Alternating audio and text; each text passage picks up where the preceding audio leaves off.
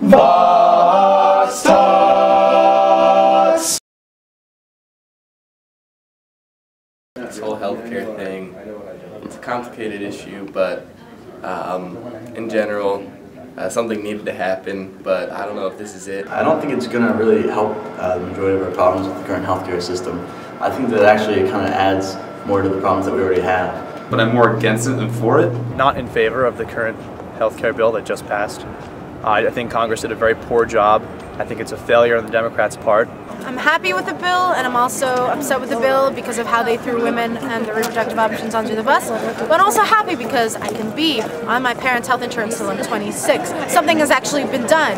Like, people's voices are being heard, and people's health is actually being taken into account. I think any college student really should really go for it. I mean, because it's extending healthcare for you to stay under your parents till you're 26, because right now it's 2030. I think healthcare reform was a step in the right direction. It didn't really do everything that I think needs to be done in reforming our healthcare system, but it had a few positive points. Let's see, setting up the meetings between health insurance and individuals who don't have health insurance, so that they have to compete for people to pick which health insurance plan they're going to have, I think is good, because it makes it gives the power to the customer instead of the insurance companies. I think that it definitely addresses the issue of more people becoming insured and more people getting health care.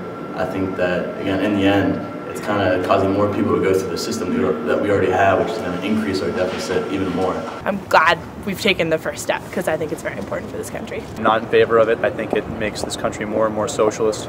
It's going to hurt me personally. I really like that they covered pre-existing conditions. I think that's great.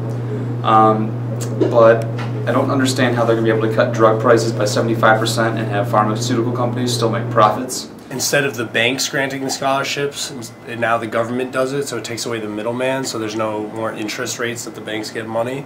So instead of the banks making money off students, the government just provides.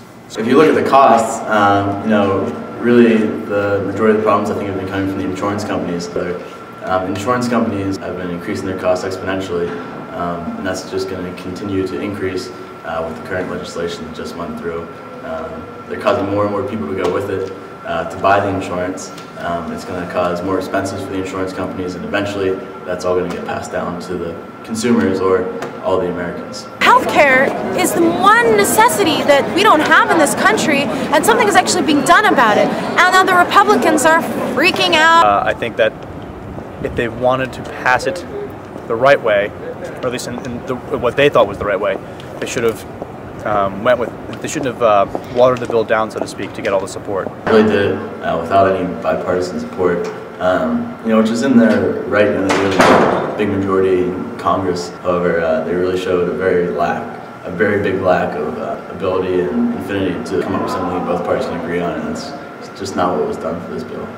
It was a very messy pass, but I think that there are a lot of kinks in it, and there's a lot of pork in it, but that's politics. It sucks that it didn't really have any bipartisan support, but that's kind of realistically how politics are nowadays. Well, I actually went to Capitol Hill on Sunday, so I got to see the debate from both sides, and it was pretty crazy. Democrats in the House are being threatened, like death threats, and being harassed. And then there was like a GOP member that got a bullet through his window.